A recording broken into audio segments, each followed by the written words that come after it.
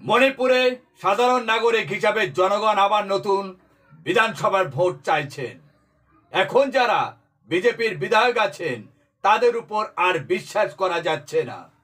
নতুন মুখ্যমন্ত্রী, মন্ত্রী ও বিধায়কদের নতুন মুখ বড় প্রয়োজন হয়ে পড়েছে।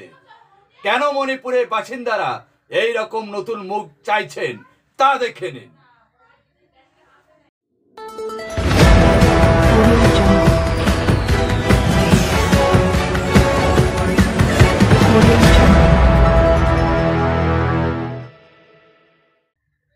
সবাইকে শুভেচ্ছা ও ভালোবাসা জানিয়ে আমি আফতাব হালদার আজ শুরু করছি দেশের খবর।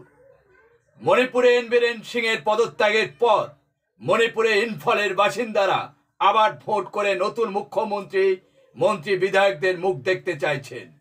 গত প্রায় 2 বছর ধরে জাতিগত হিংসার আগুনে জ্বলছে উত্তর পূর্বে এই মণিপুর রাজ্যটি।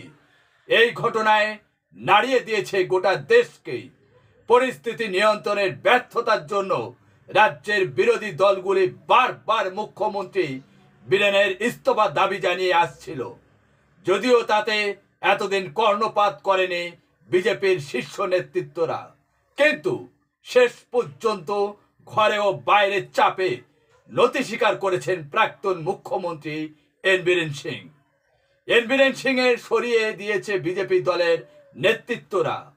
গত রবিবার 9 ফেব্রুয়ারিতে তিনি রাজ্যপালের কাছে পদত্যাগ পত্র তুলে দেন। তার ইস্তফার পর রাজ্য জুড়ে জোরদার নিরাপত্তার ব্যবস্থা হয়েছে। ইম্ফলে মোতায়েন করা হয়েছে অতিরিক্ত বাহিনী। এখন প্রশ্ন হলো, মণিপুরে নতুন মুখ্যমন্ত্রী কে হবেন? এই ব্যাপারে সিদ্ধান্ত নিতে দিল্লিতে বিজেপির বৈঠক ডেকেছে। সেখানে মণিপুরের সমস্ত বিজেপির বিধায়কদের উপস্থিত থাকতে বলা হয়েছে। এই সমগ্র হিংসার ঘটনায় রাজ্যের ডাবল ইঞ্জিন সরকারের উপর সমাজের বিভিন্ন স্তরে ক্ষোভের প্রতিফলন দেখা দিয়েছে। ক্ষুব্ধ মণিপুরবাসীরাও। মণিপুরবাসীদের একাংশের দাবি নতুন করে ভোট হোক।